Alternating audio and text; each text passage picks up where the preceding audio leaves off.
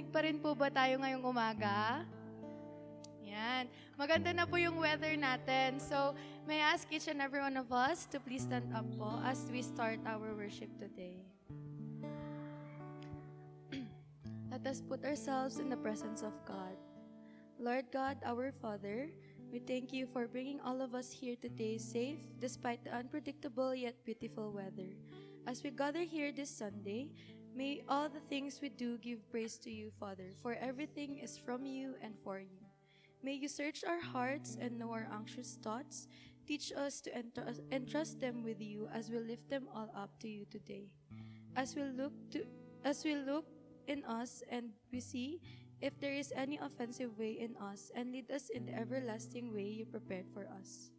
Cover this place with your warm love and protection as from how you shine light into our darkest moments. May each and everyone in this place be a blessing to another as we start the week with your presence, and we ask you to instill in our hearts that you know us even before we were born. We are fearfully and wonderfully made by you. As we start, give our praise to you. We ask for your forgiveness for all the sins we have made, both known and unknown. Guide us through our week, Lord, and shower us with your blessings, unfailing love, and utmost protection. As stated in Psalms 139:23, verse 24, search me, God, and know my anxious heart. Test me and know my anxious thoughts. See if there's any offensive way in me. Lead me in the way everlasting. Cleanse us today, Lord. This we ask in the mighty name of Jesus. Amen. Magandang umaga po sa lahat. Good morning. Pakitanong yung katabi nyo, ready ka na bang mag-worship? Psalm 34:1 says, I will bless the Lord at all times. His praise will continually be in my lips. So lahat ng mga humihinga ngayong umagang to, lahat ng mga palakpak ibibigay natin sa Panginoon, lahat ng awitin natin. So let's give our best and endless praise to our Lord this morning.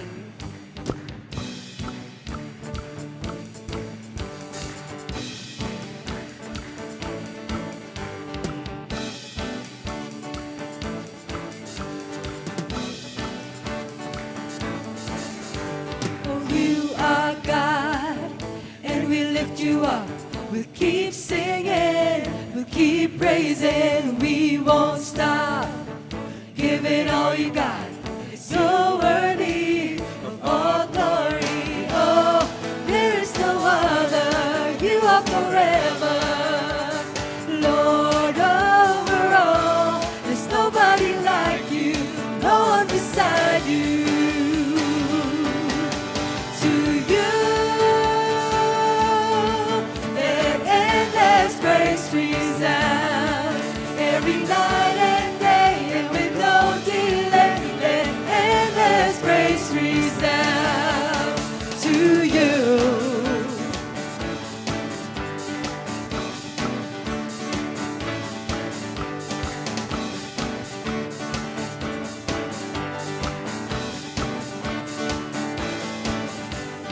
Boundless love, light before the sun, your glory eternal never stops.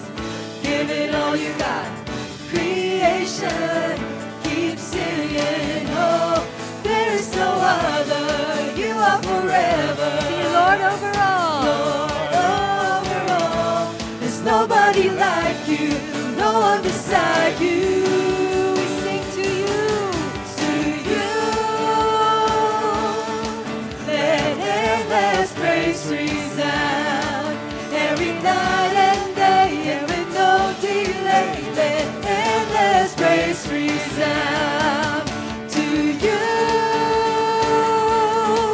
Let endless praise resound every night and day, and with no delay, let endless praise resound to you. This morning, we're gonna lift the name of the Lord on high, for everything is done, and for the great love that He has given for each one of us. Let's lift His name. We lift you up, up, up. We're giving you a love, love, love.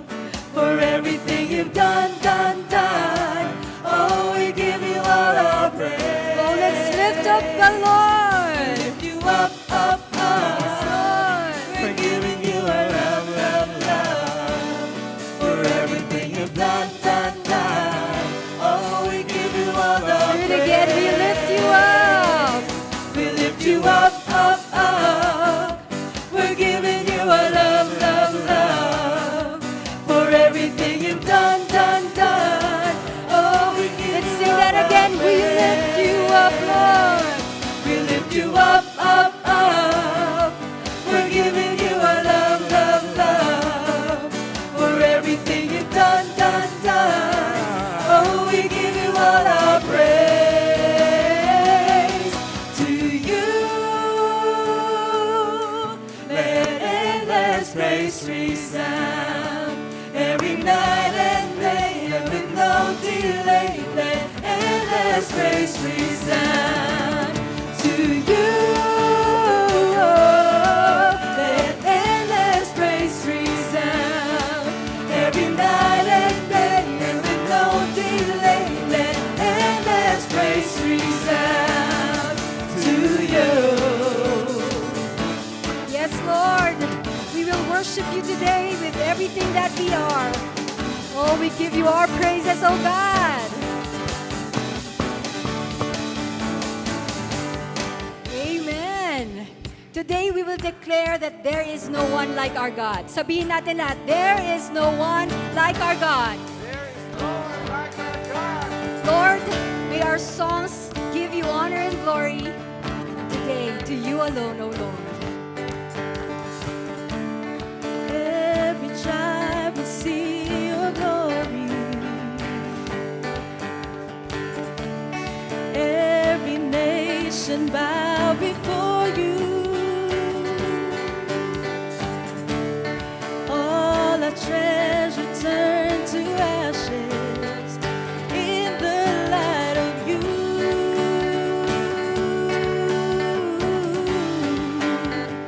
As we're singing, holy is the Lord Almighty. Only you are worthy, worthy of it all. Everybody sing, every tribe. Every tribe will see your glory.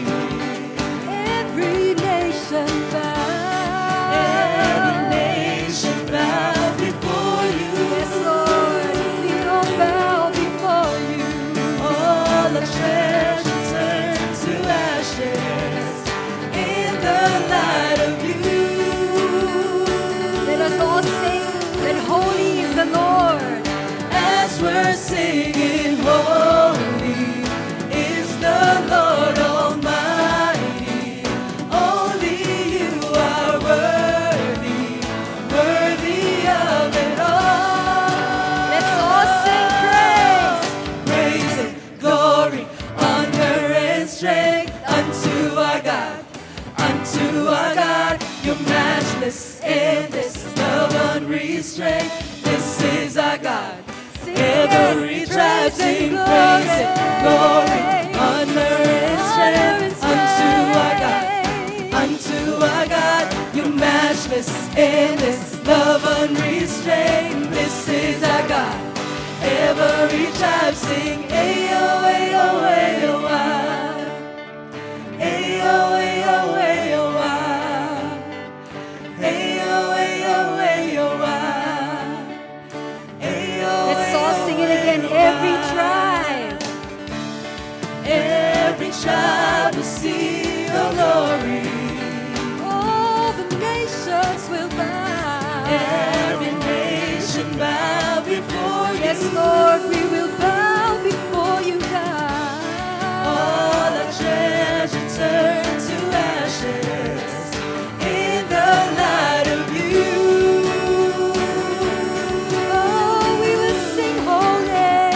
As we're singing, holy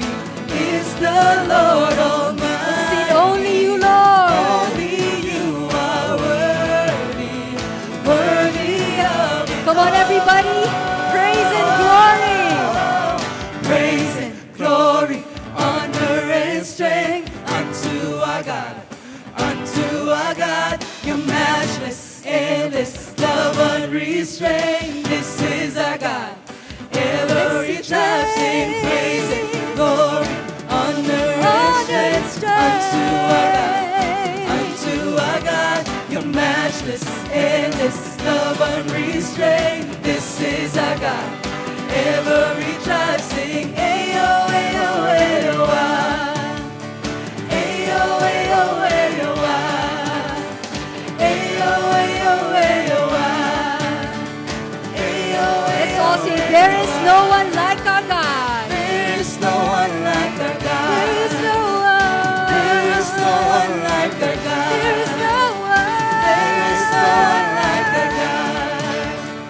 There is no Awitin one natin like lahat. our God. Wala kang katulad, O Wala Diyos. kang katulad, O Diyos. Nag-iisang Diyos. Wala kang katulad, O Diyos. Oh, nag-iisang. Wala kang katulad, O Diyos.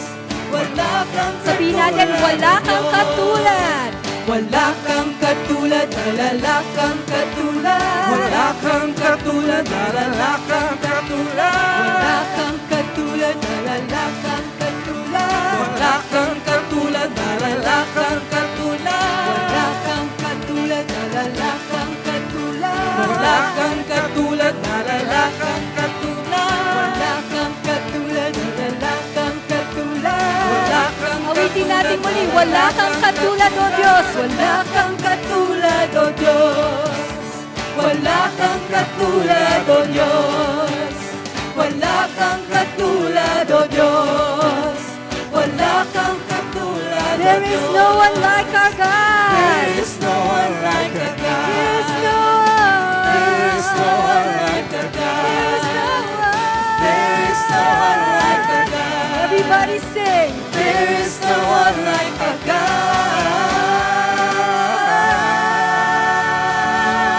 God. Amen. There is no one like you, Lord. There is no one like you. Church, today we have declared that God is worthy of endless praise. That every tribe and every day we will worship Him. Ecclesiastes 3 reminds us that there is a time for everything and a season for every activity under the heavens. God is never late, never early. He is always on time.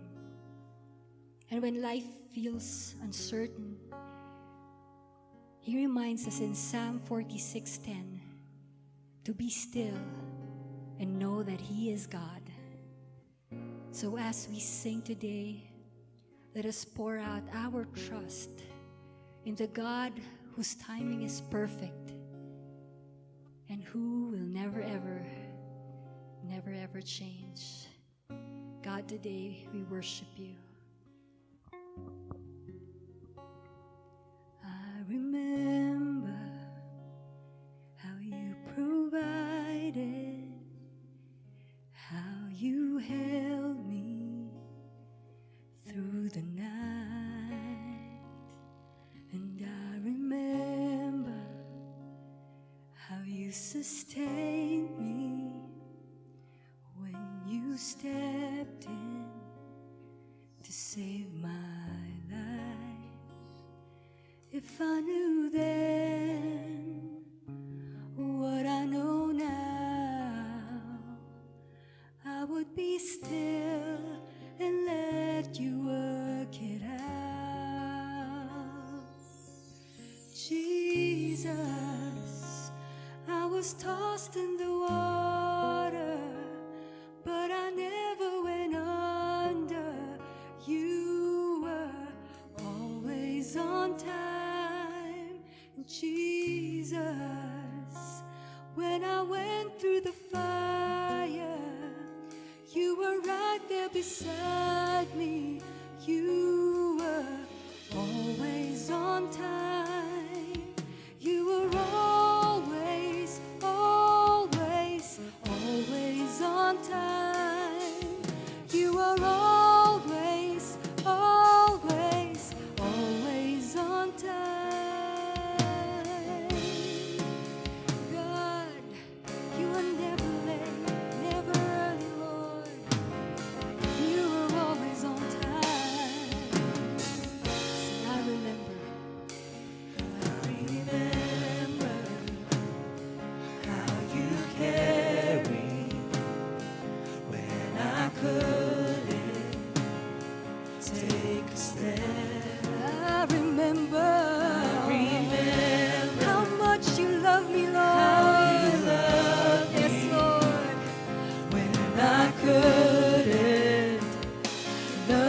myself. Sing it, Jesus. Jesus, I was tossed in the water, but I never went under. You were always on time. Jesus. Jesus, when I went through the fire, You were right you there. were right there beside me. You were always on time. You were always, always, always on time. You were always, always, always on time. You were always, always, always on time. You were always, always, always on time. God, you said you'd never leave us nor forsake us, Lord. You've always been there. You always see me through, Lord. There's never been a day, never been a minute, never been a moment that you weren't in it. There's never been a time that you didn't see me through, God. So I worship you. There's never been a day, never been a minute, never been a moment that you weren't in it. There's never been a time that you didn't see me through, God. So I worship you. There's never been a day, never been a minute, never been a moment that you weren't in it. There's never been a time that you didn't see me through, God. I worship you. There's never been a day, never been a minute, never been a moment that you weren't in it. There's never been a time that you didn't see me through, God. So I worship you. There's never been a day, never been a minute, never been a moment that you weren't in it. There's never been a time that you didn't see me through, God. I worship you. There's never been a day, never been a minute, never been a moment that you weren't in it. There's never been a time that you didn't see me through, God. I worship you, Jesus. I was tossed in the water, but I never went under. You were always on time, Jesus. When I went through the fire, you were right there beside me. You were always on time. You were always, always, always on time. You were always, always, always on time. You were always, always, always on time. You were always, always, always on time. You heard your children then. You hear your children now. You are the same God. You are the same God. He answers You prayers back answered then. prayers back He then, will answer. and you still answer. He is the same You God. are the same God. You are the same. You are providing then. You are providing now. You are the same God. You are the same. Yes, you are. You are the same. You moved in power You then. move in power. God move in power God now. move in power You now. are the same. You are the same Yes, God. you are. You are the same You were a God. healer You then. are a healer God, then. please heal me You now. are a healer 'Cause you are the now. same You God. are the same You are the God. same You God. are the You same are a God. Savior You are God. the same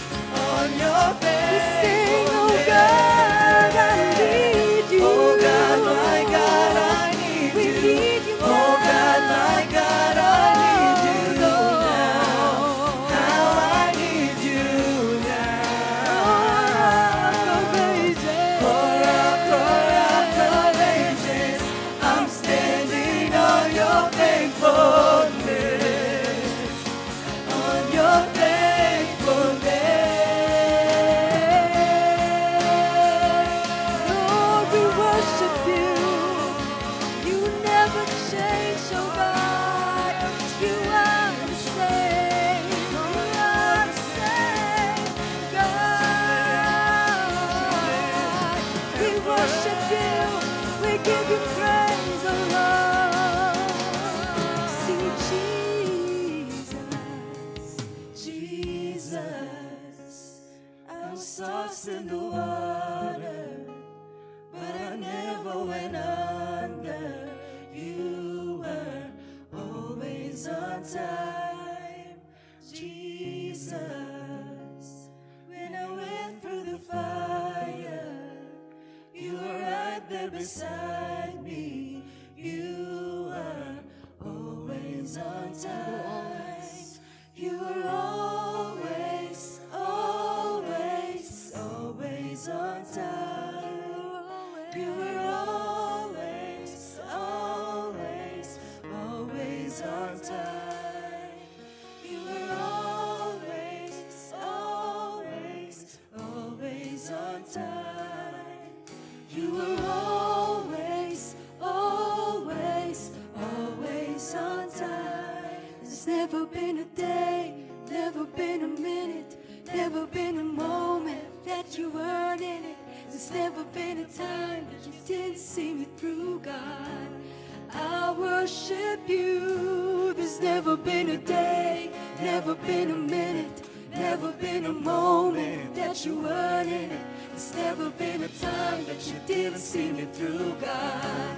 I worship you. There's never been a day, never been a moment that you weren't in it. There's never been a time that you didn't see me through, God. I worship you. There's never been a day, never been a minute, never been a moment that you weren't in it. There's never been a time that you didn't see me through, God. I worship you. There's never been a day, never been a minute, never been a moment that you weren't in it. There's never been a time that you didn't see me through, God. I worship you. There's never been a day, never been a minute, never been a moment that you weren't in it. There's never been a time that you didn't see me through, God. I worship you. There's never been a day, never been a minute, never been a moment that you weren't in it. There's never been a time that you didn't see me through, God. I worship you. There's never been a day, never been a minute, never been a moment that you weren't in it. There's never been a time that you didn't see me through, God. I worship you. We worship you, Lord. Oh, we praise you, God. I worship you, Lord. We worship you, we worship you, we worship you, Lord. Oh, Jesus, you were always there for me. You have never left my side, Lord. You were always on time. Oh, your time is perfect, Lord. Oh, we worship you, God, 'cause you are always on time. Oh, we worship you. Oh, we give you praise. Oh, Father, we stand before you today, Lord, with hearts full of thanksgiving.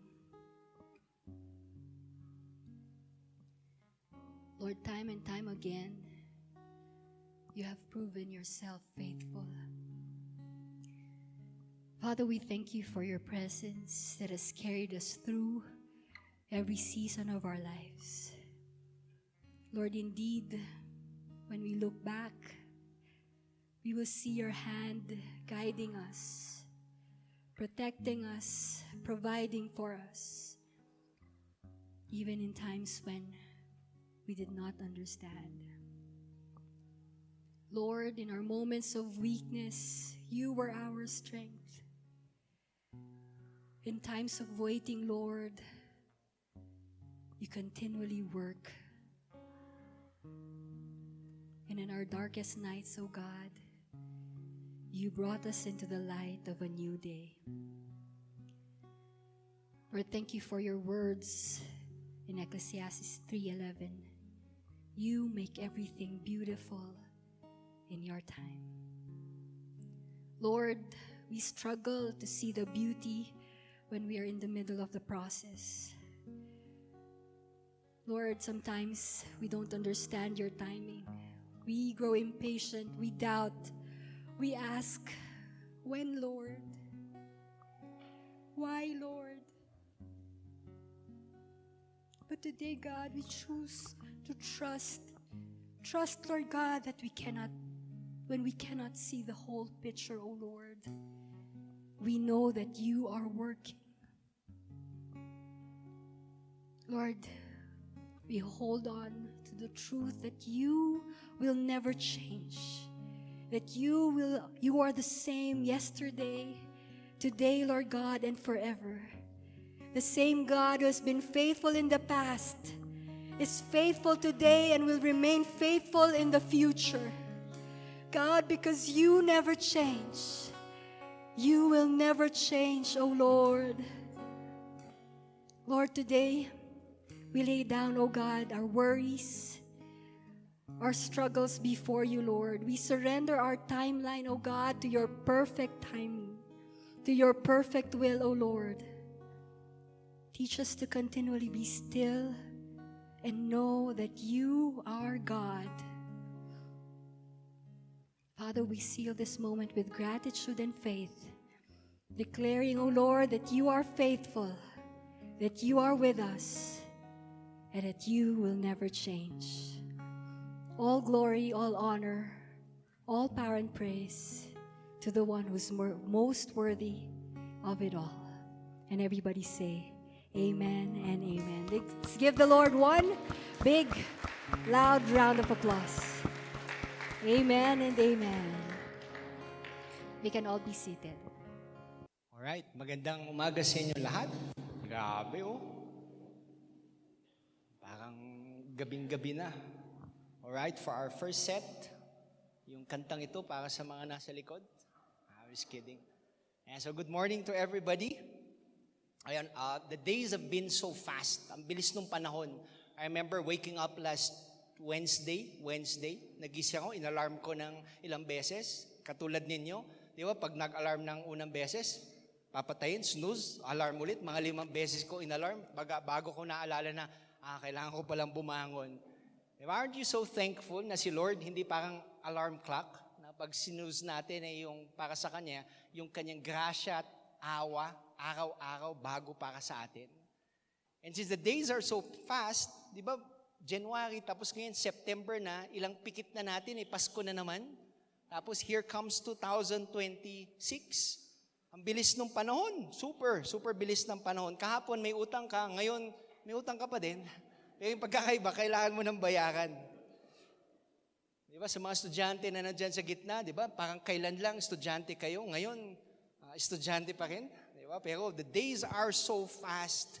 And today, the next thing we get to know, matanda na tayo, and which leads me to a passage of scripture in Psalm 90 that reminds us to teach us to number our days so that we may gain a heart of wisdom. The psalmist reminds us to number our days. Pag inisip kasi natin, ang dami nating oras na sinasayang ngayon, umaangal, nagrereklamo, antok, sa mga bagay na walang saysay. And this morning, the psalmist is reminding us to choose the things wherein we lay our energy on, to choose the Lord every single day. So good morning. Intro pa lang, dapat nagising na kayo. Hindi pa kayo nagising. I heard this story online that there was this Chinese businessman, this Chinese politician and this Filipino guy. So yung Filipino at Chinese, nagkita sila sa Beijing. Kuya Rini, so nagkita sila sa Beijing, tapos pinakita niya, tinur niya yung Pilipino sa bahay niya. Sabi ng Pilipino, grabe, may pool ka, 2 sasakyan, mansion. Wow! Sabi niya, paano mo na-afford lahat to? Then sabi ng Chinese, alika. Siyempre, di ko lang mag-Chinese. Alika. Sabi, chao. Ganon sigo, alika. Tumingin sila sa bintana, tapos habang nakatingin sa bintana, sabi niya, nakikita mo yung tulay na yan? Tapos sabi ng Pilipino, oo, 10%. Akin yan. Wow! Then the following year, the Chinese politician came to the Philippines. Pagdating niya sa bahay ng Pilipino, nakita niya, 10 kotse. Isang mansyon na mas malaki kaysa sa kanya. Hindi lang isang pool, nanay. 5 pool. Sangkatutak na made and everything. Sabi ng Chinese Filipino politician, grabe yung gamit mo. Paano mo na-afford lahat to? Then the Filipino said, alika dito. Punta sila sa bintana. Sabi niya, kita mo yung tulay na yan? Tapos yung Chinese, tumingin sa bintana, sabi niya, wala namang makitang tulay. Sabi ng Pilipino, exactly. Anyway, #flood control. I'm just kidding. Baka may makaaway ako this coming days. Diba? Sa 2025, yung standard na daw kasi ngayon, tall, dark, and contractor. Hindi, I'm just kidding. Dami ko makakaaway talaga. So ako, retreat na ako, suko na ako. Diba? Let's not talk about those things. In another day, pwede. Pero pagdating sa issue na yan, suko na ako, retreat. And today, for the whole month of September, our series is entitled, Retreat. So sabihin mo sa katabi mo, retreat. Most of the time, pag naririnig natin yung salitang retreat, alam mo unang pumapasok sa isip natin? Walang pasok. Hindi lang walang pasok, libreng pagkain. Pagdating sa school, una nyo naisip yung may pa-candle-candle pa, yung pasulat-sulat pa ng mga secret confessions nyo, pasunog-sunog. Yun ang naisip natin. Pagdating sa opisina, yung una natin naisip yung mga team building na wala namang kinalaman sa work natin. Yung mga patumba-tumba. Tapos may opisina kang walang tiwala, sasaluin ka niya. Pero at the end of the day, wala ka paking tiwala sa kanya. For us, retreat means a mini vacation. Time to escape from the stress of life. Time to escape endless traffic dito sa Baguio.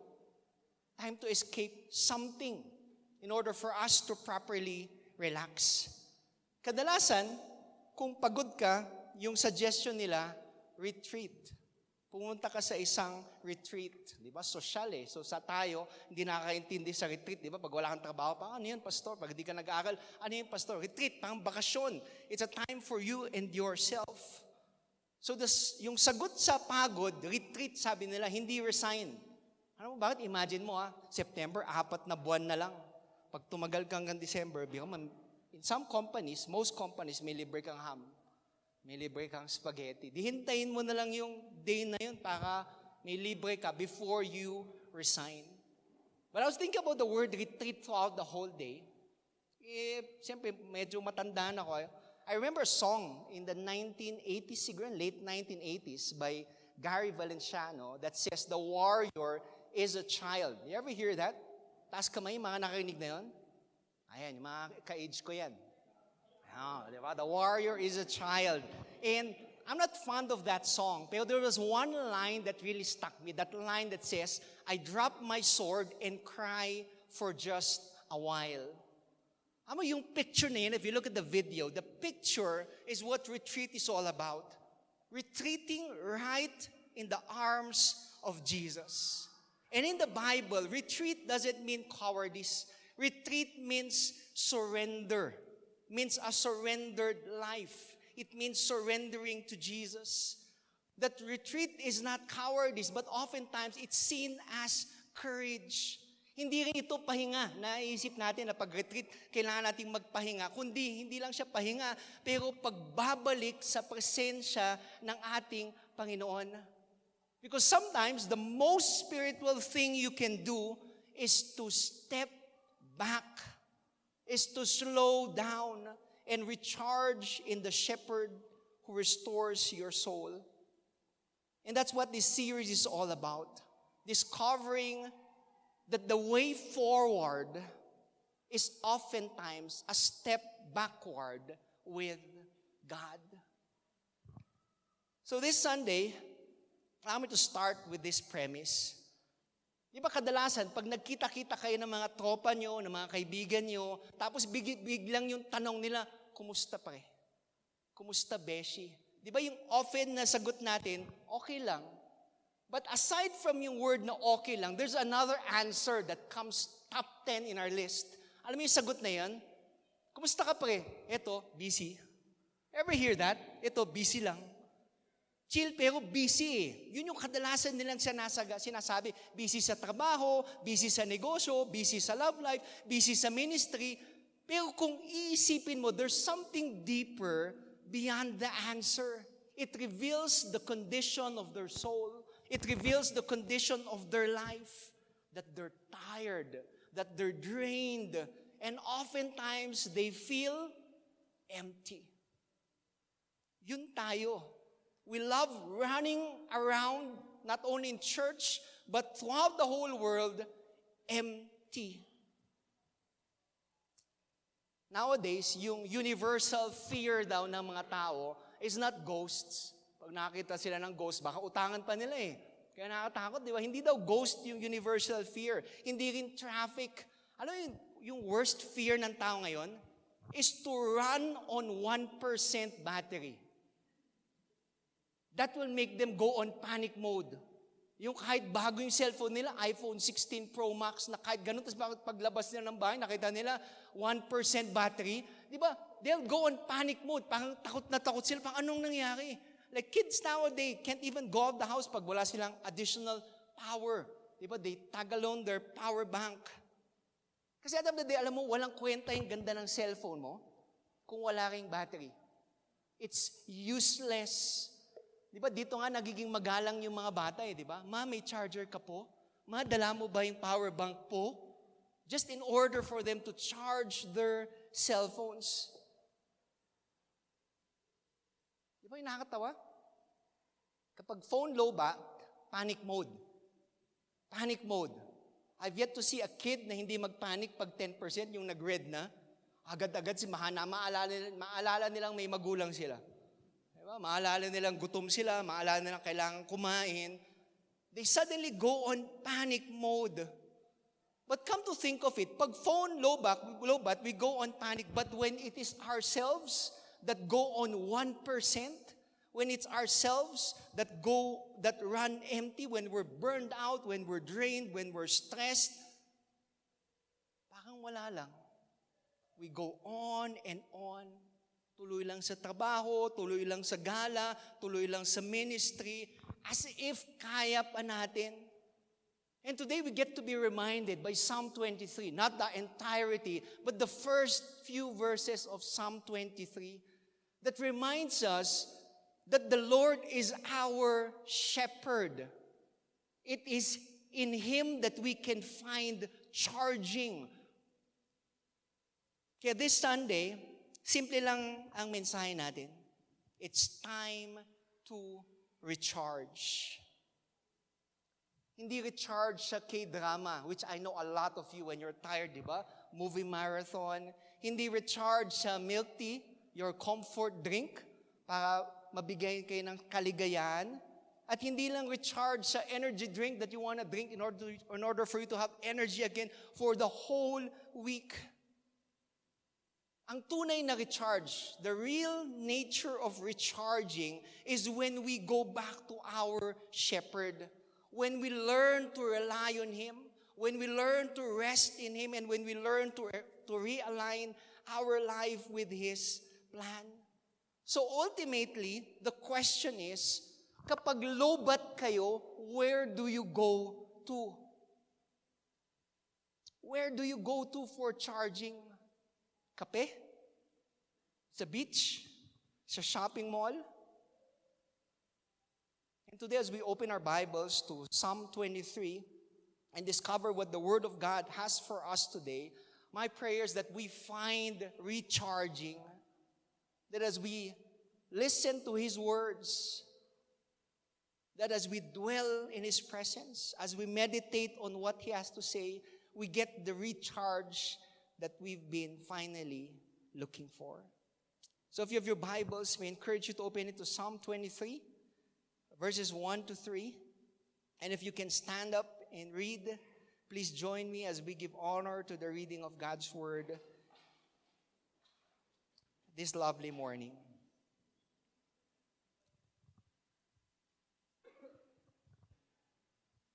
So sabay-sabay po natin basahin Psalm 23 verses 1 to 3. A psalm of David. The Lord is my shepherd, I shall not want. He makes me lie down on green pastures. He leads me beside still waters. He restores my soul.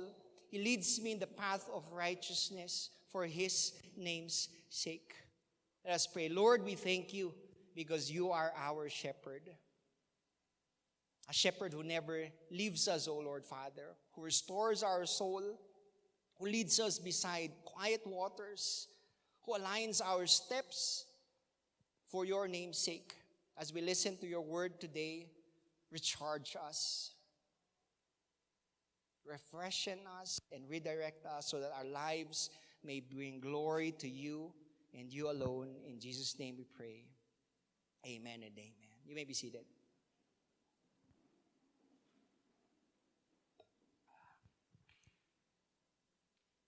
Psalm 23, di ba? One of the favorite verses to some of you.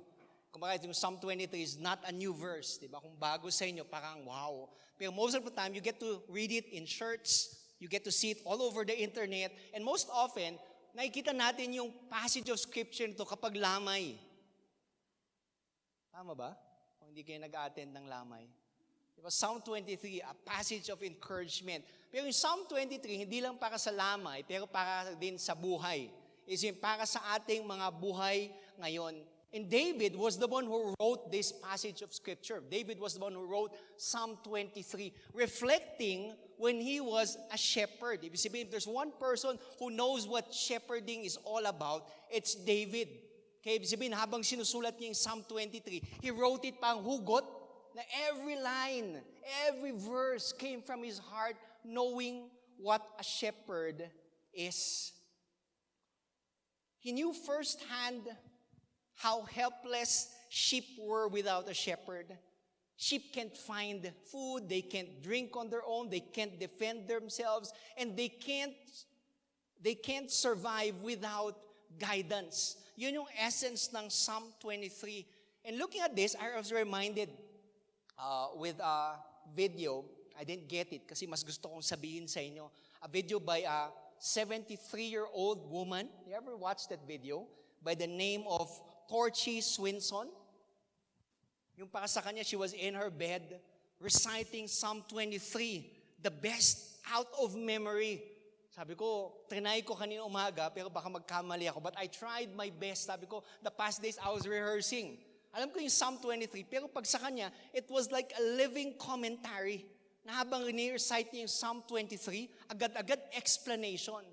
And I'll try my best to give justice sa kanyang sinabi. So Psalm 23, according to Tori Swinson, this is her version. The Lord is my shepherd. That's relationship. I shall not be in want. That's provision. He makes me lie down on green pastures. That's rest. He leads me beside still waters. That's refreshment. He restores my soul. That's healing. He leads me in the path of righteousness' sake. That's guidance. For His name's sake, that's purpose. Yes, though I walk through the valley of the shadow of death, that's testing. I will fear no evil. That's protection. For You are with me. That's faithfulness. Your rod and Your staff, they comfort me. That's discipline. You prepare a table before me in the presence of my enemies. That's hope. You anoint my head with oil. That's consecration. My cup runs over. That's abundance. Surely goodness and mercy will follow me all the days of my life. That's blessing. And I will dwell in the house of the Lord forever. That's security. Ang ganda when you get to watch that video over and over again, a 70-plus-year-old woman who holds God's word so true in her life. And that's what we'll be talking about this lovely morning. So when David was declaring, the Lord is my shepherd, he was declaring dependency. He was dependent on God.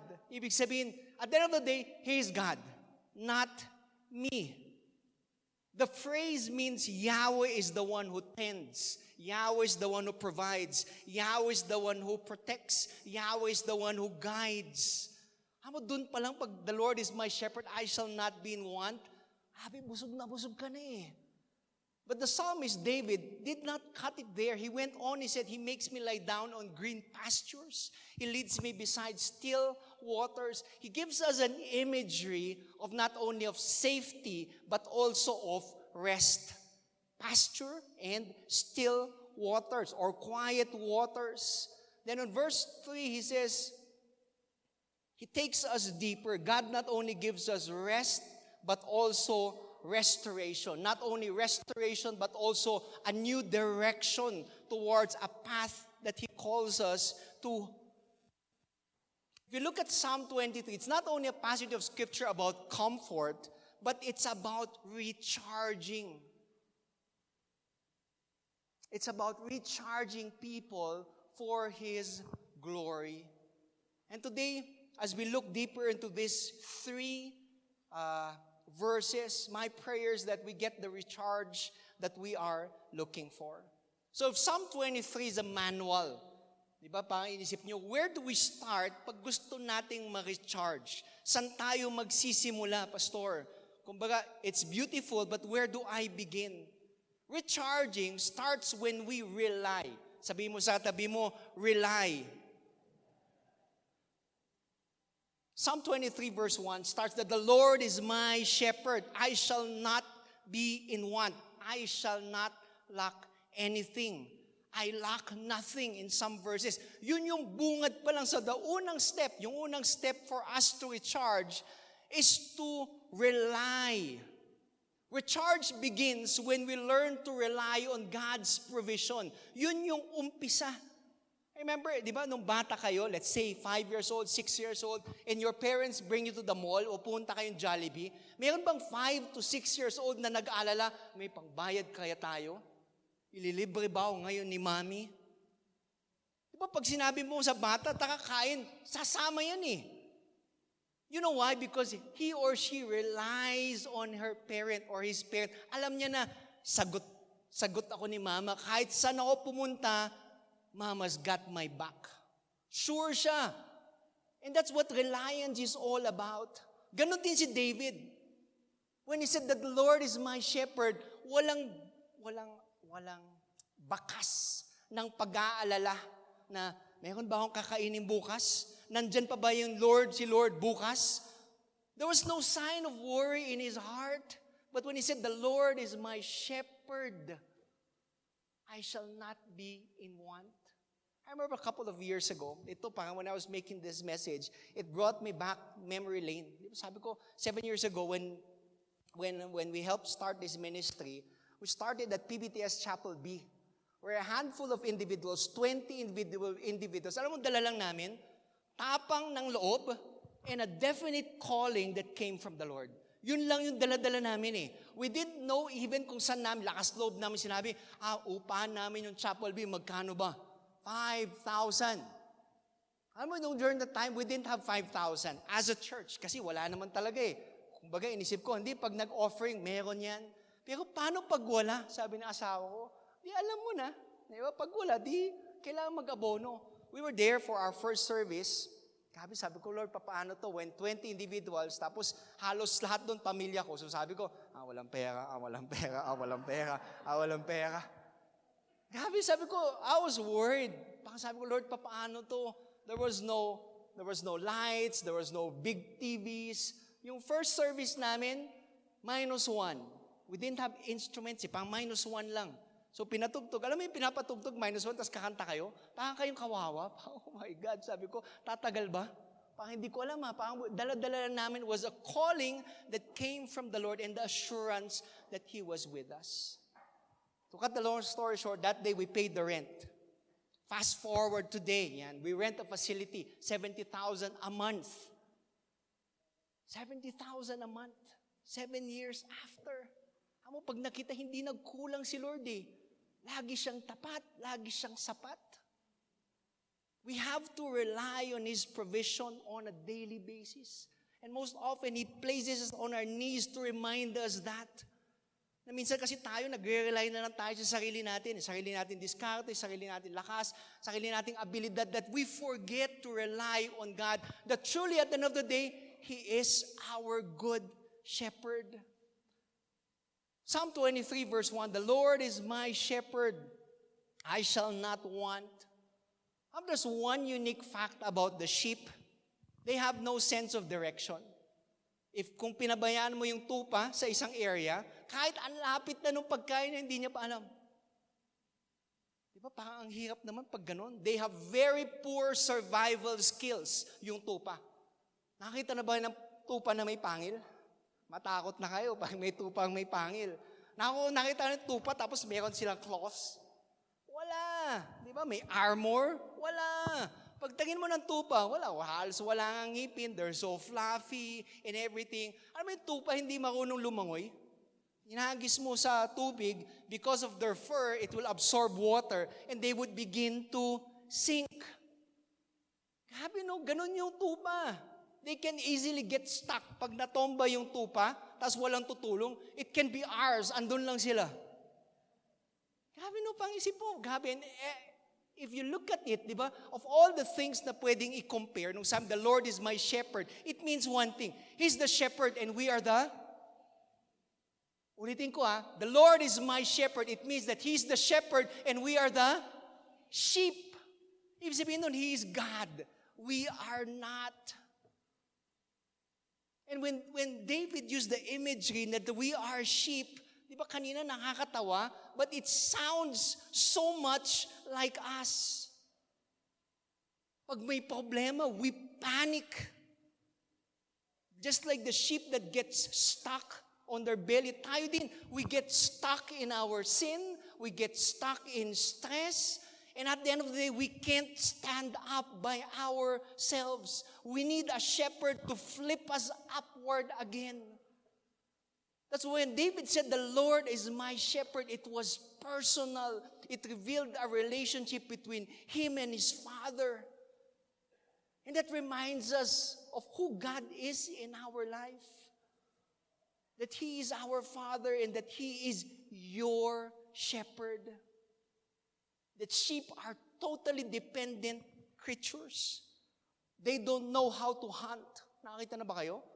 Ng sheep tapos nakaabang? Naghahanap siya ng palay o ganun. Walang ganun. Diba? They're totally dependent. They can't find food by themselves. They even don't know how to drink properly without their shepherd. They need a shepherd to guide them towards quiet or still waters. If God is my shepherd, then He is God. He is my provider. That's why I shall lack nothing. Psalm 23 verse 1 says that He is the shepherd. I am the sheep. He is God and I am not. And recharging starts there. Recharging starts when we stop relying on ourselves.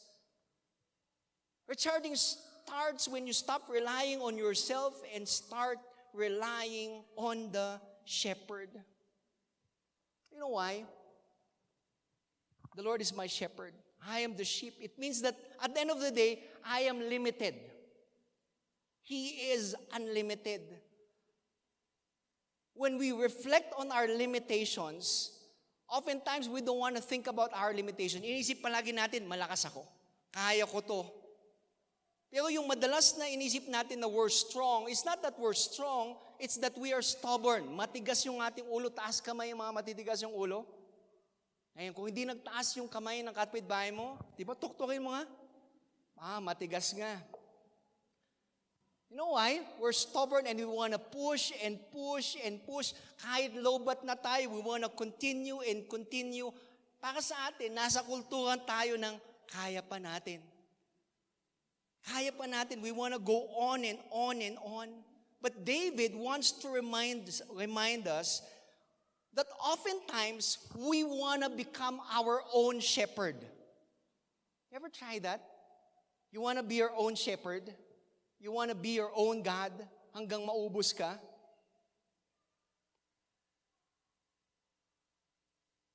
Yung mentality na, kaya ko to. Whoever thought about that mentality, kaya ko to? O better yet, yung bahala na mentality. We use the words bahala na. It's like our statement of faith. Diba? Bahala na in Jesus' name. Pero definitely, we would still worry. Bahala na si Lord. Pero deep down inside your heart, di ba, parang, shucks, talaga ba? Bukas may pambayad ba ako ng tuition? May pambayad ba ako ng renta? And oftentimes, yung bahala na mentality, we say it with faith, but it's not actually faith. It's pride. It's pride disguised. Kaya at the end of the day, we end up being burnt out. And today, our passage of Scripture allows us to have that shift in our mentality by starting the day with prayer, starting the day with this declaration, even these small declarations in our life. It paints a big change in your life whenever time you go out of the house, before you go out, before you step towards your work, before you step towards school, before you do your daily routine, instead of, bahala na kung anong gagawin na, kaya ko to. Better yet, a good prayer is, Lord, you are my shepherd. Lord, you are my shepherd. Lead me today. A simple phrase, a simple declaration that means so much when it comes to our heart. Tayo kasi gusto natin trabaho. After trabaho na naman. We're in this grind culture. Gusto natin grind lang ng grind. And wag nyo i-deny, di ba? Pag kayo nga, pag binigyan ka ng extra na racket, okay, kahit pagod na pagod, sayang yung kinikita. Sa ako hindi tatanggapin pag medyo mahina na yung katawan ko. Dagdag OT, di ba? Dagdag pera, pero hindi natin namamalayan, dagdag stress. Yung resulta, laging pagod, laging kulang. You ever notice, the more na kumakahid ka, sometimes, mas lalong hindi sapat. Today, shift your mentality. Trust God with your limits. It means kailangan mo rin magpahinga, especially during Sundays. Hindi mawawala yung trabaho. Pero alam mo yung mawawala? Yung kalusugan nyo. Yung lalim nyo sa pananampalataya, yun yung nawawala. Pinoys hate asking for help. Sino sa inyo? Diba kung pwede nga, nahihiya tayo eh. But Psalm 23 allows us to acknowledge that we have limits. And these limits must not first be brought to other people, but must first be brought before the Lord. It's not the Lord bless me. Those are good prayers. But allow your prayers to be more specific. Lord, I need wisdom today as I engage in this meeting. Lord, I need peace in my heart sa nangyayari sa family ko ngayon. Those are acknowledgments of your limitation and allowing the Lord to be your shepherd in order for you not to be in lack. But oftentimes, it's shown in ministry. When we serve in church, when we go to church, oftentimes we rely on our strength, we rely on our own power, we rely on our own leading. When we sing songs, when we preach, when we meet for our small groups. But eventually, we begin to realize that the more we rely on ourselves, the more spiritually drained we become. Every day. Ako, 7 years plus ilang years in the previous church, I've learned it the hard way. Ministry gets tiring 100%. But that's why you have to learn always to lay on your knees, go to your altar, and be with the Lord. Tayo kasi mga Pilipino mahilig sa diskarte. Kapag gipit, blank. Diba? Paggipit, diba? Sabi sa Bombay kumakapit. Kawawa naman yung mga Bombay. No offense kung may Bombay dito. Diba? Nakayuko na siya, diba? Pero tayo kasi ganun diba? Lagi tayong may palusot, laging utang, laging sideline. Wala namang masama sa pagsisipag. Pero minsan, doon na kasi tayo umaasa And we forget that small, still voice that's saying, anak, ako yung shepherd. Don't just rely on your own efforts, but rely on my provision. At the end of the day, recharging doesn't come with more effort. Minsan kasi yun yung kala natin na the more we recharge, the more dapat naglalagay tayo ng effort. But rather than effort, recharging comes from more dependence. Knowing that the shepherd is our provider. Stop carrying it all and start relying on Him. There's a reason that sheep, wala pa kayo nakakita na sheep na may dala-dala na load. Meron ba? Ginagamit na pang-arako, tupa? Wala. Because sheep are not load-bearing animals. They were meant to give it to the great shepherd. So we've seen that recharging starts when we stop relying on ourselves and start relying on the shepherd. Pero hindi lang provision yung binibigay ng shepherd. He also gives us rest. Sabihin mo sa tabi mo, rest. Kasi at the end of the day, kahit anong sarap ng pagkain na iniaalay sa inyo, kung wala ka namang rest, you would still feel so drained. So the number 2 lesson I'd like to impart to you today is to rest in His presence. Aminin natin, di ba? I think mostly it's something Filipino. Di ba? Mga Pilipino kasi ganito tayo di ba? Hirap na hirap tayo magpahinga. Di ba? Kasi hindi naman siguro, Pastor, did you ever go na, taka bakasyon, magbabakasyon kayo, pero dala-dala mo yung laptop mo. You go on a vacation, pero you keep scrolling for work na, baka nag-message yung boss ko. Nasa beach ka na, pero may Zoom meeting ka pa. Di mo siya, nakikita ka yung background ko, na nasa beach ako. Tapos tinatanong na yun, nakapagpahinga ka ba? Parang hindi, parang I feel so tired today. We have a hard time having rest. We live in a culture that glorifies busyness. Parang pag hindi ka busy, wala, parang ang hina-hina mo. We like busyness and wear it like a medal or like a badge to show it to other people na this is how busy I was throughout the whole week. Ito yung dami ng aking ginawa. Halos di na ako nakatulog But Psalm 23 reminds us that part of recharging is when the shepherd makes us rest. Oftentimes, bihira na siguro part yun ng pagtanda, yung wala ka ng 8 hours na diretso na tulog. Yung maganda na yung 6 hours, minsan 4 hours, masaya na ako. Ever experience that? Taas kamay? Ayan, yun yung mga matatanda po. Yung mga nagtaas ng kamay. Di ba dati hinahanap mo 8 hours of sleep? Ako kahit once a week na lang 8 hours, okay na ako. Pero the rest of the week, 4 hours putol, balik ulit tulog, okay na But sometimes those short naps, nap lang parang mga 1 hour nap, are so worth it. Lalo pag clear yung mind mo, yung pwede ka matulog, tapos lahat ng labada, tapos lahat ng chores, gawa mo lahat ng gawain, tapos you just take that nap. Tapos yung 1 hour na yung paggising mo, parang, I feel so recharged. Compared to the 6-8 hours na tulog minsan na pag ganun, parang mas lalo akong napagod sa kakatulog. Sinusubukan niya, napagod kayo natulog? Wow, di ba? So, normal ako. Ina-encourage ko sarili ko na normal. Kala ko walang sasagot na ako lang pala yung abnormal. But it's the same thing. When a kid rests, nung bata kayo, when a kid rests at the arms of their parents, tapos habang nirun yung buhok nyo, di ba pa, ang bilis mong makatulog. You know why? It's not because of the quality ng position na nakaganon ka, ang tigas-tigas ng muscles ng tatay mo, tapos ginaganon ka pa ng nanay mo. But it's because of the security that you feel. It's in that posture that you've been so familiar with 9 months while laying on your mother's tummy. Yung heartbeat, yung habang natutulog ka sa chest na magulang, yung marinig mo, it gives you a rest beyond words. And that's the same rest that Psalm 23 wants to remind us to. Hindi naubos yung problema sa mundo. Believe me.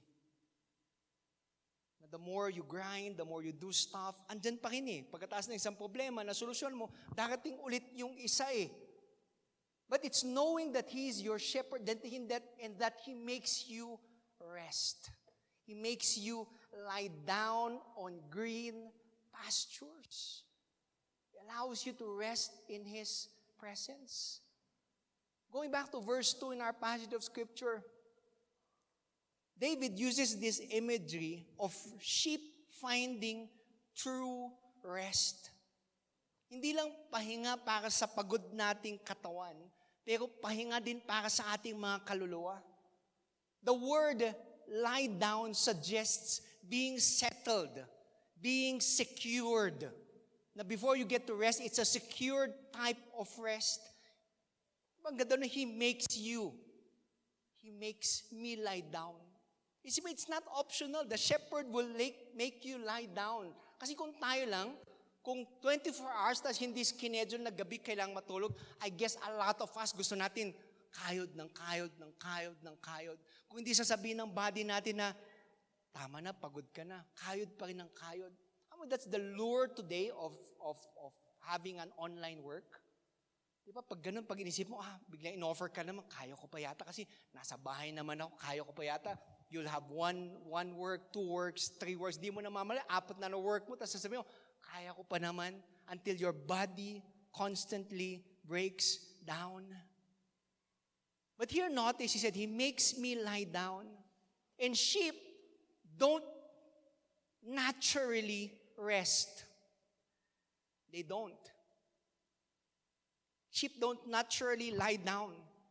For them to rest, kailangan may mga kondisyon na masettle. Unang-una, dapat there is no fear. Dapat walang danger. Pangalawa, dapat there's no friction. Dapat magkakalayo sila ng ibang sheep, walang away. Pangalawa, dapat walang pests, walang insekto na nang-istorbo sa kanila. Pangapat, dapat hindi sila gutom, lagi silang busog. And all those conditions are settled once they know that they are with their shepherd.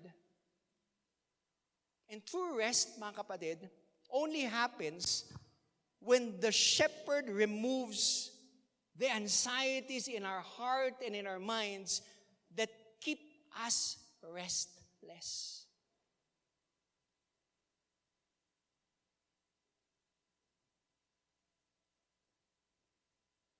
At the end of the day, rest doesn't mean inactivity, but rather it means intimacy. Rest does not mean inactivity. Wala ka na lang ginagawa. But true rest means intimacy between us and the Lord. Kadalasan kasi pag sinabing rest, diba, Ate Cynthia, unang inisip natin walang ginagawa. Yun yung rest. Yung nakahiga ka na lang, wala ka na lang ginagawa, nanonood ka siguro ng Netflix, buong araw, Netflix marathon, walang iniisip. But in Psalm 23, David wanted to reveal what rest is about. Rest is not the absence of activity, but rest is the presence of the shepherd. Yun yung gusto niyang patunayan dito, that rest is not doing nothing, but rather, rest is doing everything in God's presence. You see the irony? That resting is not doing nothing in terms of Psalm 23, but rather, resting means doing everything in God's holy presence. Isabin, can you experience rest, true rest, habang naglalaba? That you can experience true rest habang nagtatrabaho, habang nagluluto, habang nagsasampay, habang namamalansya? While you're going to school and doing your different things, you can experience true rest. How? When our hearts find rest towards the shepherd. Rest does not happen when your schedule clears up. Believe me, it won't happen. Whenever we look at our schedule, baka next month mas magaan, hindi nangyayari yun. If you're looking for rest na ganon, yung to clear up a schedule, then you would get tired and more tired every month. But rest happens when your heart lies with the shepherd. When your soul comes down because you know that it is in Him.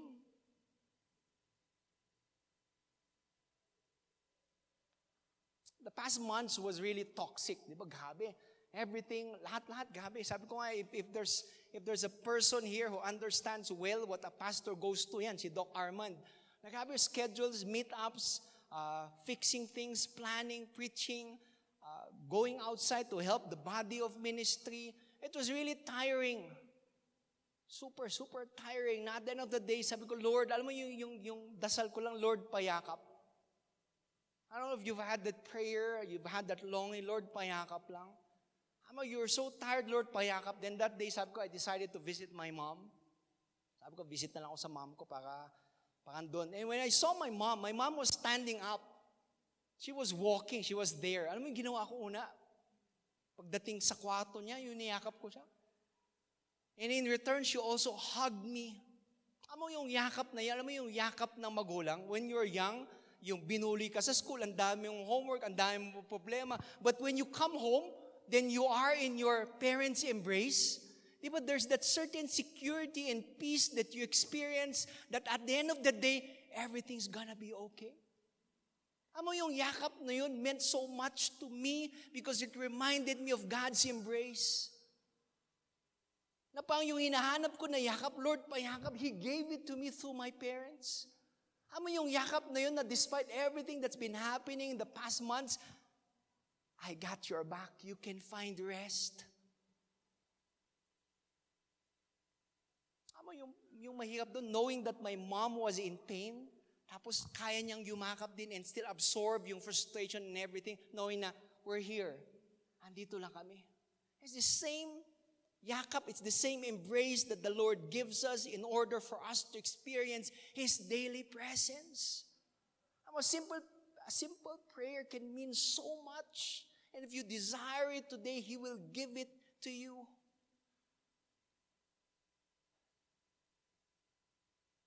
But more often, we're stuck in that mentality na sipag at tiyaga. Diba, yun yung kailangan natin. Pero minsan, bilang Pilipino, yung sipag at tiyaga, sumusobra na. Na hindi na umaabot sa magpahinga ka naman. Yung sagot palagi natin, mamaya na. Mamaya na yan. O, mamaya na. Hindi na natin nakikita. Mamaya na kasi sayang yung oras. But remember that rest in the Lord is not wasted time. Rest in the Lord is worship. Rest in the Lord is what we need in order for us to refuel our souls. When we were in Laguna, there was this speaker who said, na doon kasi hindi na ma-appreciate, but coming from Baguio, nung sinabi niya, it's a very good diagram in terms of us as Christians. Now, oftentimes, most Christians are like sinkholes. Ano sinkholes? I remember if you place a house and you build it on top of a sinkhole, parang okay lang sa umpisa eh. But there will come a time that it will crumble. There will come a time na biglang bibigay dahil from the inside, it's hollow, butas. You can come to church today and saying, amen, yeah, good. You can come to church and even sing songs, but in the inside, you're hollow. You lack rest. You lack the presence of our good shepherd inside your life. You're driven by the mentality of just going on and on. Dakating din yung panon, mawawala yung pagod. Hanggang di mo namamalayan eh, pagod na pagod na pagod na pagod na pagod na pagod na pagod. Tuloy-tuloy lang eh. Tayo kasi we find rest. Alam mo yung rest natin ngayon, lalo ng mga youth, their rest is crawling over their phones. Till 2 a.m., nasa TikTok. 3 a.m., Mobile Legends. Yun yung idea nila ng rest. Ano mangyayari dyan? Pag gising nyo kinabukasan, tapos kailangan nyo pumasok ng 7:00, imbis na nakapagpahinga kayo, parang pagod na pagod ako. Ang sagot ko, Di ba obvious naman, hindi naman kayo nakapagpahinga eh. Pinagod nyo lang yung mata nyo, pinagod nyo lang yung isip nyo. Di ba? Nag-ML ka, lose track naman. Di mas lalo ka din na stress.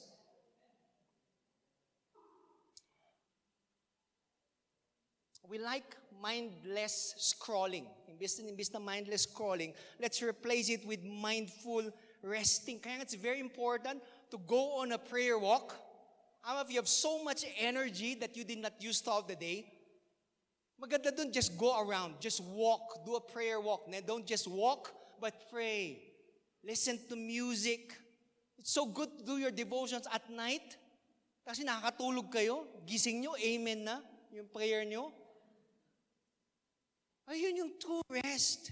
Yun yung totoong recharge. Hindi kapit sa kape. Nakape ng kape para lang magising. We look for energy to our coffee. Na isa pa para dagdag energy. Pero true energy, true recharge comes from God. It's guarding our Sundays. Siyempre, lahat kayo dito, check ka agad kasi you guarded your Sunday. Sunday is sacred. Ibig sabihin, it's sacred. It's not grocery day. It's not linis bahay day. It's not laba day, but rather it's rest day with the Lord. It's my time with the Lord. Kahit may off ka Saturday, Sunday is sacred for you. If you can't really make it, then set aside a day throughout the week and make it sacred. And once you make it sacred, safeguard it with all your heart. Allow it to be a day of worship, a day of rest, a day of family, a day of prayer time. And don't trade your Sunday green pastures for yung grocery lane para lang matapos no throughout the week.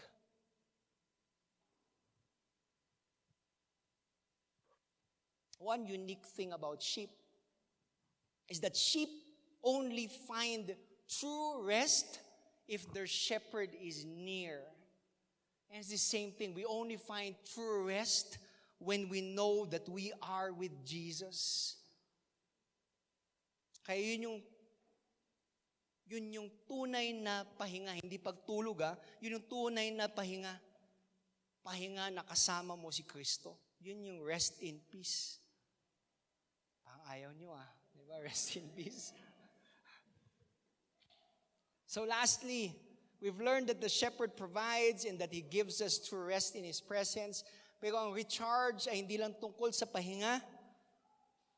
Kasi baka nakapagpahinga ka na, pero bumangon ka din. Tapos nung bumangon ka, sa mali namang direksyon.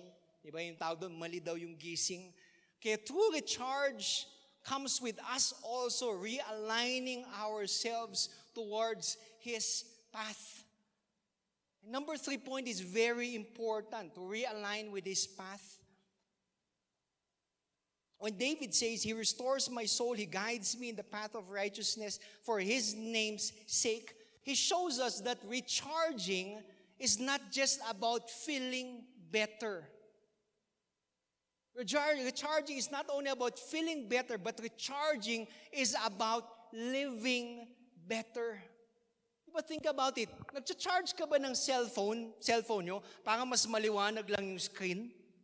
Para pwede mo ilagay yung 100% sa screen na brightness mo? No! You know why you recharge your phone? In order for you to use it. Para magamit mo pang tawag, magamit mo pang message kay nanay na malapit na. And most often, yung tingin natin sa recharge ng buhay natin is for us to be happy. Kailangan mo mag-recharge para lang maging masaya, para lang maging happy ulit. But we lose the purpose in our heart. We see recharging as a feeling to be able to feel light, to feel happy. But Psalm 23 reveals us that He recharges you so that you may walk the right path, so that you may do the right things, so that you may glorify His name. And looking at our passage of Scripture towards the end, He restores my soul. He leads me in the path of righteousness' sake.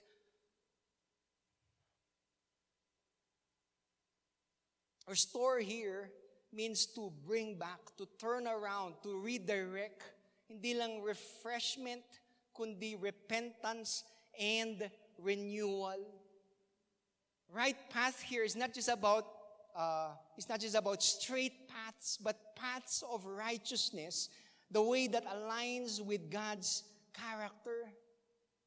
And notice here, sabi niyo, for His name's sake. Hindi lang para sa comfort natin. We don't get recharged in order for us, again, para pwedeng kumayod na naman for the next week. But we recharge in order to give Him glory. So true recharge happens when our wandering soul is brought back towards the shepherd's way. Yun yung totoong recharge. I often thought na stricto yung magulang ko when I was growing up. Sino sa inyo? Na stricto yung magulang ko. Pag sinabi ng 6 o'clock, kailangan mo study hard, ito yung kailangan mong gawin. Di ba? Parang, grabe, during that time, when I was growing up, parang stricto naman, parang unfair. Nakikita ko yung mga ibang friends ko, naglalaro lang. Sabi ko, unfair naman. But looking at today's culture, grabe, I'm so thankful that I was brought up that way. Kasi yun yung nawawala sa kultura ngayon eh. Di ba parang wala nang takot sa magulang? Everybody wants to go on their own path. Batang-bata pa lang, gusto niya, may sarili na siyang desisyon. If you come to think of it, di ba, sino bang tamang tao na magmamaneo, ibibigay sa bata? But oftentimes, that's what we want to do. Di ba, batang-bata pa lang, or people always ask me the same question. Paano mo malalaman kung God's will? Di ba, how will you know if that's the path that the Lord wants? Very basic is, don't ask for an open door, don't ask for an open opportunity if you still have your Bibles closed. Ito nga yung sagot eh. Tapos dito na yung sasagot sa katanungan mo, pero para sa'yo, naka-close pa rin palagi and you want answers. Funny thing about sheep are notorious wanderers. They just want to wander. Kaya tawag sa kanila stray, di ba? Stray sheep.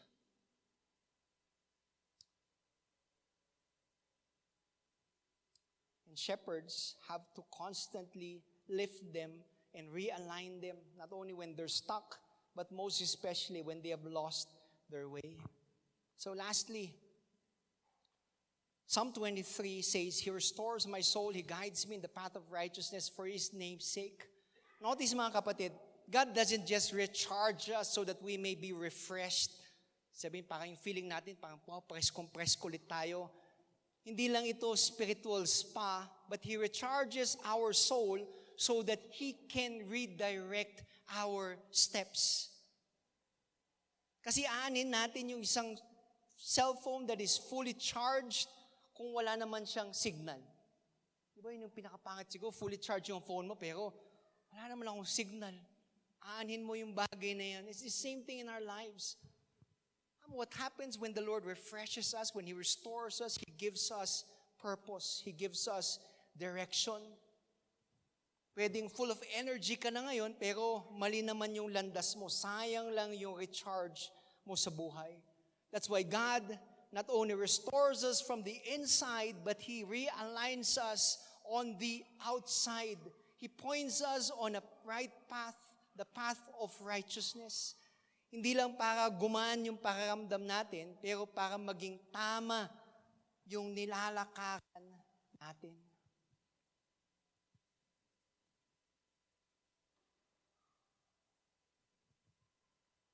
Ever try to get lost? Tapos kunwari alam mo yung dinadaanan mo. Diba, kunwari alam mo, may ways ka, pero parang mali yung ayaw mong aminin na, parang naliligaw ako, pero ako may alam. Lalo na if you're the driver, diba, pag di parang recalculate. Kahit anong gano'n mo, parang wala pa rin eh. Hanggang last, sige, ihi muna tayo dyan. Pag ihi, talagang hanapin mo, mali yata, talagang ikutin natin. And in life, ganun din tayo, we have to stop pretending that we know the way. That we know everything. And we have to ask our good shepherd or pray, Lord, guide me in your righteousness' sake. Maraming Pilipino yung nagre-recharge lang para bumalik sa parehong toxic pattern, the same toxic environment. Parang lagi nag-a-apply ng leave, pero pagbalik, parehong stress. You take a 1-day leave, 2 days leave, para magbakasyon, pero pagbalik mo, pareho din lang. Because most often, we don't need a leave. We need a new direction. Kaya natin, Lord, saan mo ba ako ginaguide? Where do you want me to go? Sa atin, madalas din kapag pagod, sinasabi natin, kailangan ko lang ng pahinga. Pero yung totoo, minsan, hindi lang pahinga yung kailangan, kundi pagbabago ng direksyon. Lalo na sa maling barkada, lalo na sa maling relationship, lalo na sa maling habits. That's what we want to stop. And maybe that's what the Lord wants you to stop in order for you to be on the right direction. That our recharging doesn't come from a cup of coffee, from a stroll in the mall or in the beach. There's nothing wrong about those things.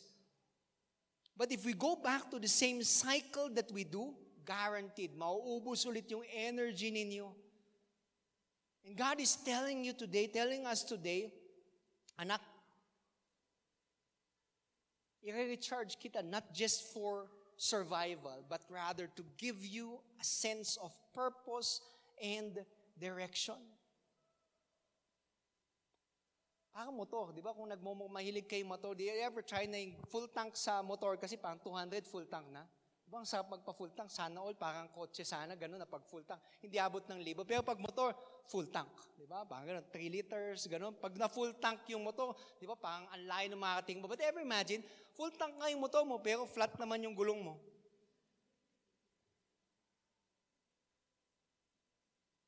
Full tank nga yung motor mo, hindi naman naka-align yung gulong mo, wala rin lang. Hindi rin maayos yung takbo ng motor, ganun din sa atin, hindi rin maayos yung takbo ng buhay natin. The Lord doesn't just give us refilling, He doesn't just give us a full tank, but rather He aligns our life towards His purpose. The shepherd doesn't just give us rest, but rather He brings us back to the right road. And that's what real recharge looks like. Psalm 23 paints God as the shepherd who provides, who gives rest, and who realigns our paths. And in the same way, Matthew chapter 11, verse 28, that says, "Come to me, all of you who are weary and burdened, and I will give you rest." Echoes the same shepherd's heart. He's not just offering you relief from your stress today. He's not just offering you relief from your homeworks, from your toxic boss, but He's offering you Himself. Yun yung kailangan natin, yun yung Jesus factor that we need. We need Jesus Himself in our life. The rest that Jesus gives us is not temporary sleep or a 3-day vacation, but it's deep soul rest that comes when we surrender. Taas kamay, pagod sa trabaho.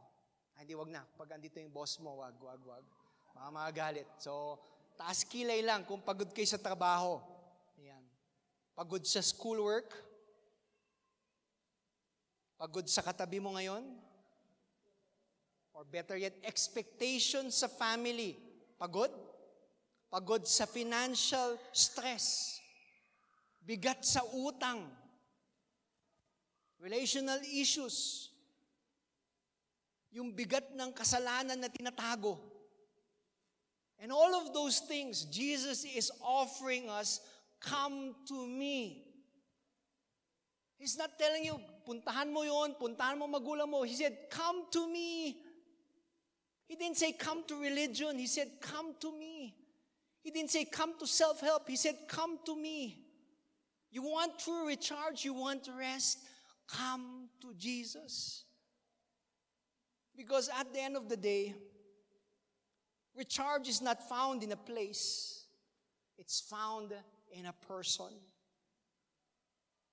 Recharge is not found in a place. It's found in a person, and that person is Jesus Christ. Let me end with this. Yun daw yung favorite line ng mga pastor. Let me end with this. After 3 years, let me end with this. Slowing down is not falling behind.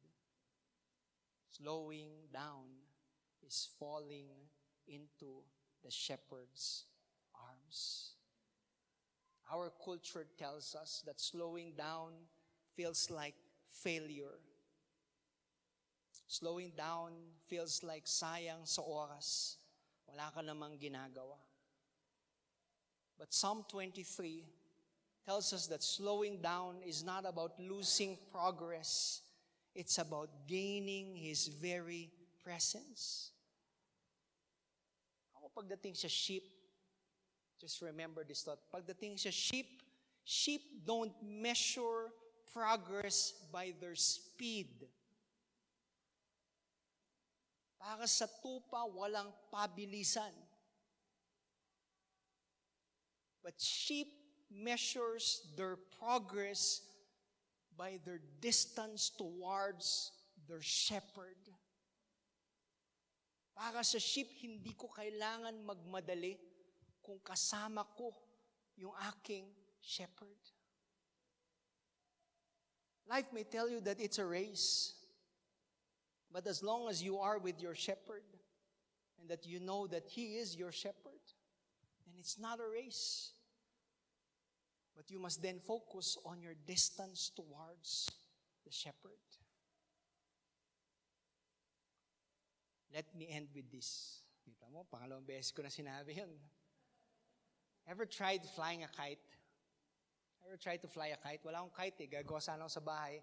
Pero nakalimutan ko na paano. Walis ting-ting, tapos sana plastic. Pero baka pag lumipad, sasabihin nyo, hindi talaga marunong gumawa ng saranggola. But you know what a kite is? Saranggola.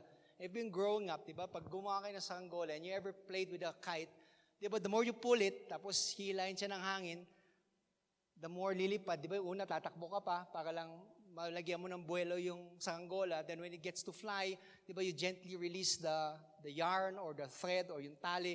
Then it flies higher and higher and higher and higher. Tayo kasi parang saranggola. When we're disconnected towards the Lord, we fall down. Kapag lumipad tayo sa sarili nating diskarte, mauuntog lang tayo. Or we lose control. Kapag tama yung hawak sa atin ng tao, kahit malakas yung hangin, walang problema, mataas pa rin yung liliparin ng saranggola. We began with the point rely. A kite cannot fly by itself. It relies on the wind, the one holding the string. That's why we have to rely towards our shepherd. Rest. A kite doesn't fight the wind. It rests in it. The less it resists, the smoother it flies. That's resting in God's presence. And lastly, realign. Kapag sumabit yung saranggola o nailahis yung direksyon, inaayos ulit yung paglipad by pulling it or letting it go. And that's what God's realignment means to us. So friends, remember, the higher the kite goes, the more dependent it is on the string. And the more you want to soar, the more we must rely, the more we must rest, and the more we must realign with the shepherd. Because slowing down is not falling behind, it's falling into the arms of the shepherd. So today as we end, mga kapatid, minsan, mas faithful pa tayo sa cellphone natin kaysa sa ating mga kaluluwa. Low-bat phones, recharge. Panic mode, recharge kaagad. Pero pagdating sa low-bat na kaluluwa, dead ma tayo. But today, God is reminding you, child, it's time to recharge. I don't know what you've been going through for the past days, for the past weeks, for the past months. You might not show it physically that you're tired or that you're running empty. But if you're seated here today looking for that recharge, then the Lord is speaking to you today.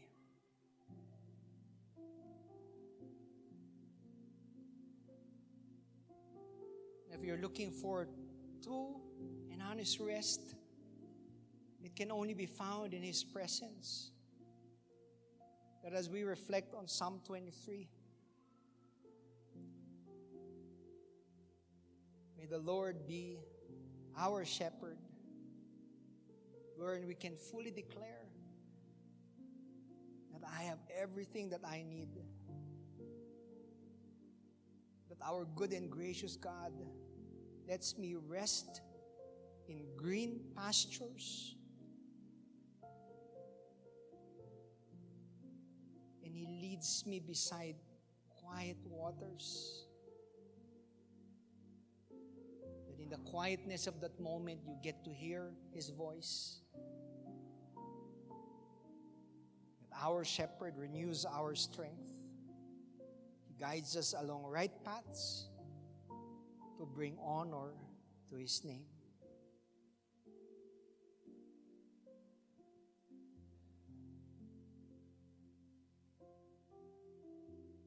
Today, Psalm 23 is your prayer.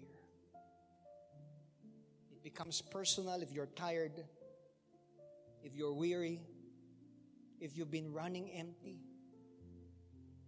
if you need that, payakap naman, Lord.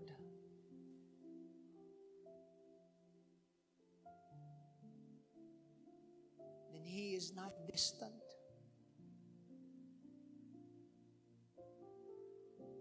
Today, allow the Lord to fill the void inside your heart. Allow His presence to be filled in your life.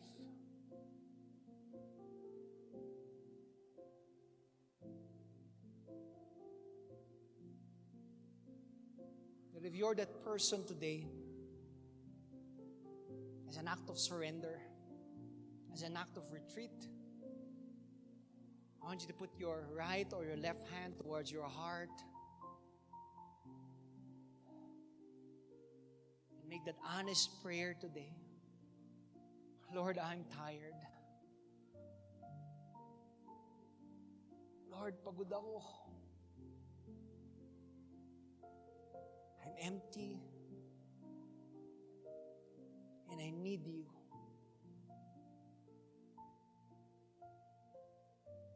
You said it in your word that You are the good shepherd.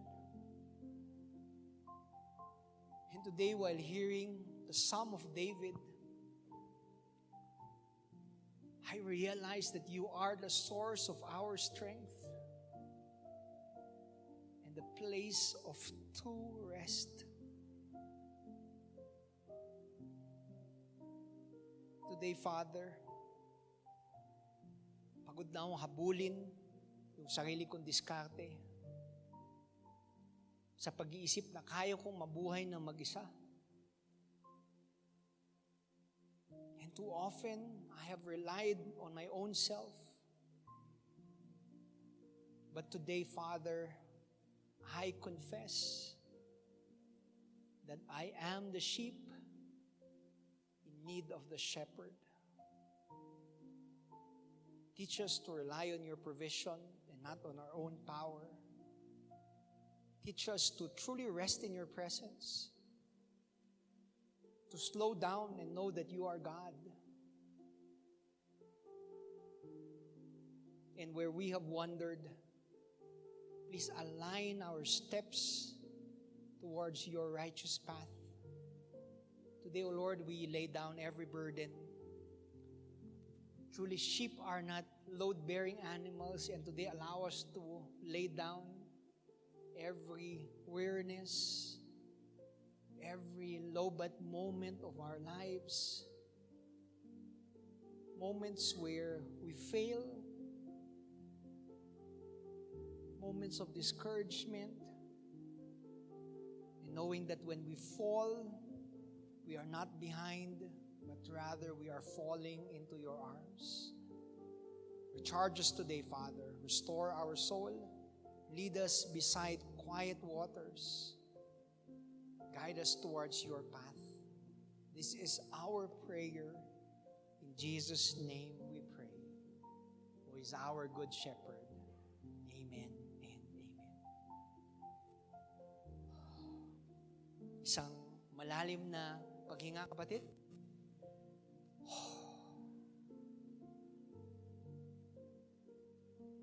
As we break bread together, as we uh, share a table of communion. We are reminded that Jesus is not just our shepherd, but He becomes the Lamb who laid down His life for us. That His body broken and His blood poured out so that our sins may be restored. So when we eat this bread and drink this cup, we are not just remembering history, but rather we are recharging our hearts with grace, resting in His finished work at the cross, and realigning our lives with His will. So that as we come to the table, let us slow down, let us recharge. Truly, this is not falling behind, but rather this is falling into our shepherd's arms. And in His arms, we find true rest. Let's just pause for a while. And just prepare our hearts to receive communion. Declaring that, Lord, if there's anything unpleasing before You today, allow us to lay it all down in Your throne of grace. We ask for forgiveness. We thank You for Jesus.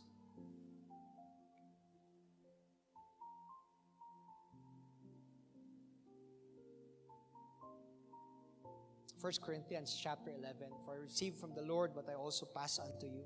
The Lord Jesus, on the night He was betrayed, took bread, and when He had given thanks, He broke it and said, "This is my body which is for you. Do this in remembrance of me." In the same way, after supper, He took the cup, saying, "This cup is the new covenant in my blood. Do this whenever you drink it in remembrance of me. For whenever you eat this bread and drink this cup, you proclaim the Lord's death until He comes." Today we partake in an ordinance that Jesus instituted 2,000 years ago. These symbolic elements do not have the power to save us, but rather we do it as an act of remembrance and as an act of worship. The ushers of the church will be standing in front. 2 lanes would be provided. If you have prepared your heart and have received Jesus as your Lord and personal Savior and wish to partake of the said communion elements, may I request you to form 2 lines in the middle.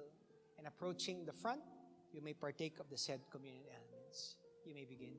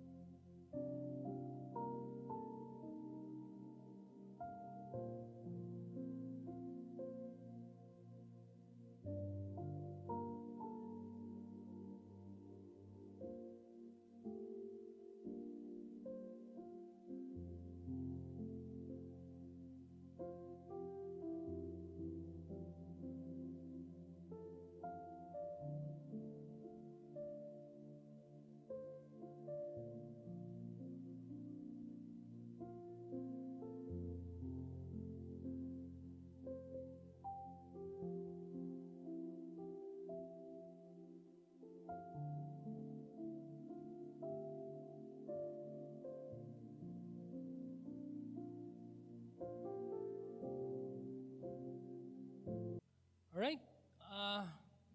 Pakisabi naman sa katabi mo, I'm happy to see you again. Ayan. Okay, so ako daw mag-share sa exhortations.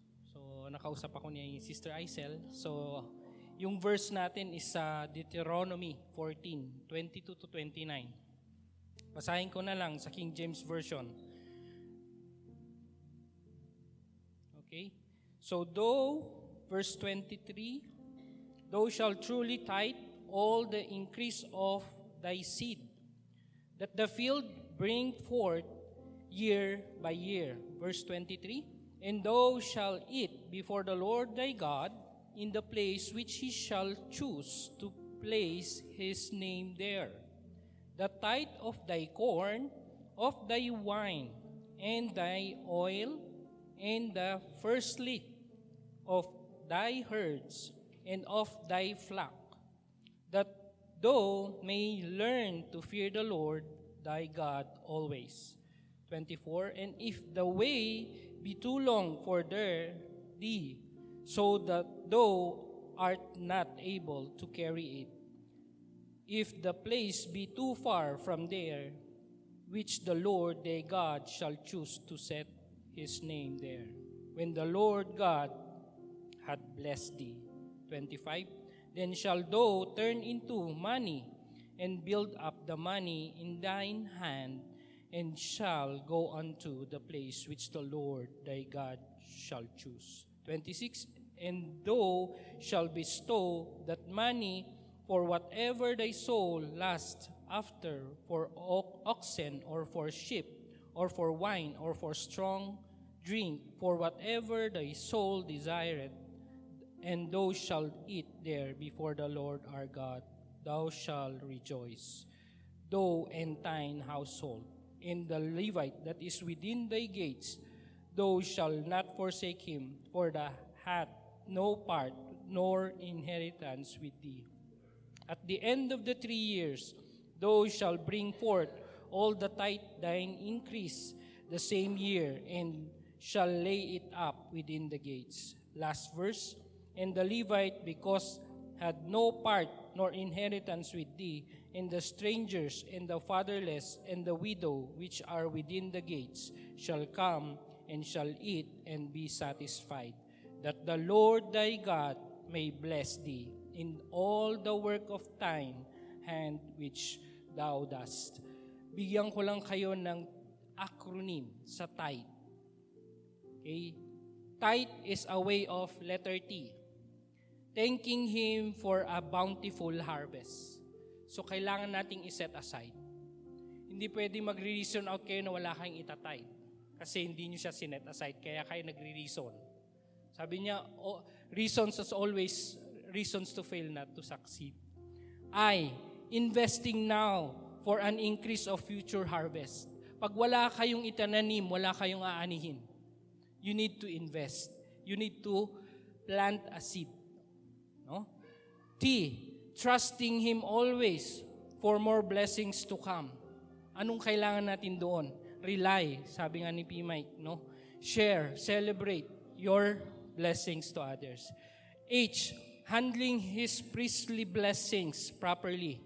Paano nyo ma-share yon? Kaya kayo magta-tithe, mag-offering. Tithe, kailangan offering on top of your tithe. Clear po tayo doon. And lastly, exciting breakthroughs, yung letter E. Exciting breakthroughs awaits the faithful servant of our Lord Jesus Christ.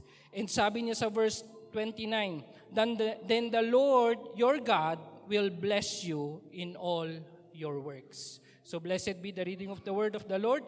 And meron pang supernatural na divine intervention ang Panginoong Diyos sa buhay natin. As we tithe later, tayo po'y mag-pray. Lord, salamat muli, Panginoong Diyos, sa salita mo sa Deuteronomy. I pray, Father Lord, na mag-sink in sa aming mga puso na kailangan po namin ng mag-tithe. Ito po yung principle ng tithing before. And tayo, tulungan mo po kami, Panginoong Diyos, na may adapt namin yung system na ito. Na hindi po kami maging mandate sa amin na mag-tithe or mag-offering, Panginoong, but ito po ay aming kusang gagawin because mahal ka namin, Panginoong Diyos. Para makalikom kami at makatulong kami at makawin pa kami ng mga kaluluwa sa aming mga nasasakupan, Panginoong Diyos. Gamitin mo ang perang ito na malilikom na ito para sa man of God, sa ministers, sa mga volunteers, and even, Father Lord, to reach out the lost and win more souls for your glory. All these things we ask in the mighty name of our Lord Jesus Christ. And everybody say, Amen. Let's give po.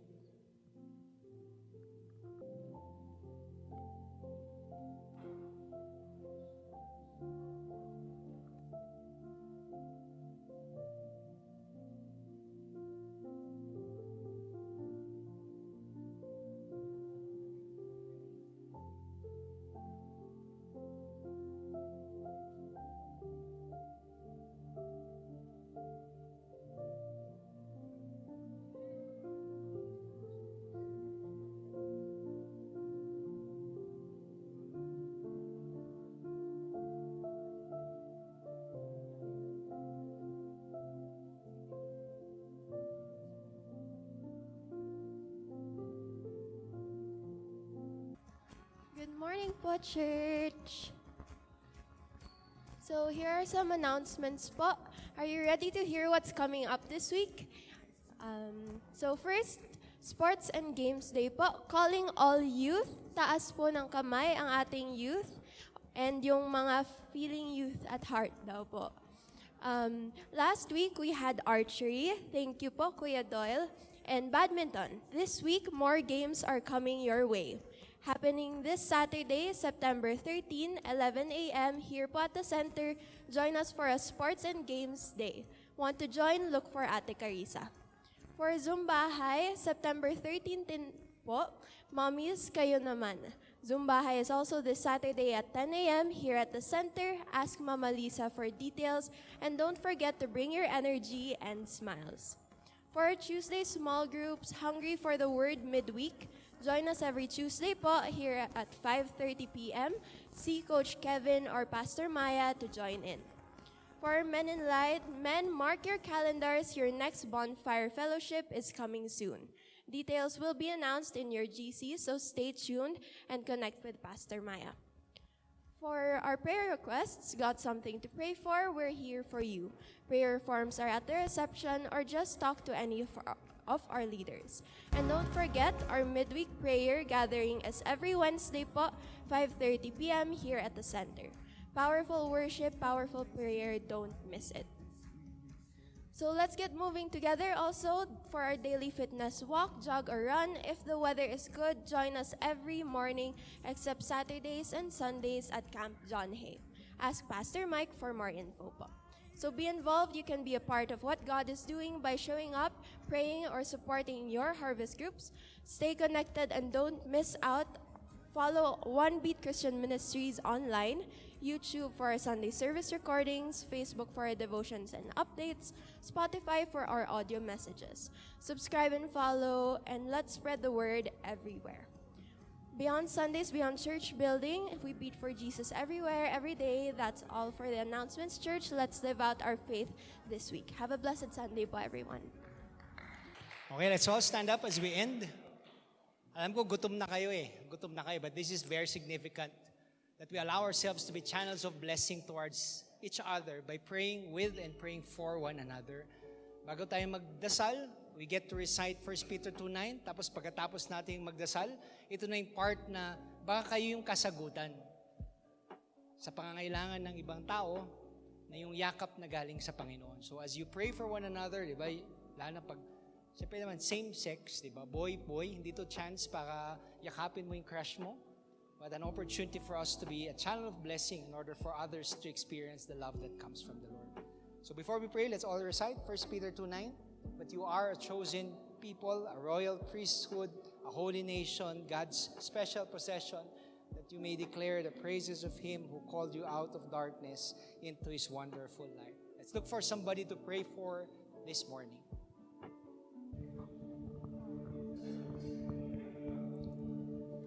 Praise God from whom all blessings blessings flow. Praise Him, all creatures here below. Praise Him above, ye heavenly hosts. Praise Father, Son, and Holy Ghost.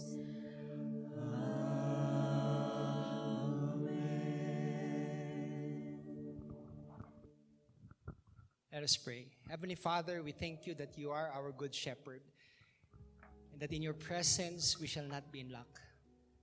I pray that the love of God, the abounding grace of His Son Jesus, and the constant fellowship of the Holy Spirit be with you all. Go in peace to love and serve the Lord, and everybody would say, Amen and Amen. God bless. Keep safe. See you next Sunday.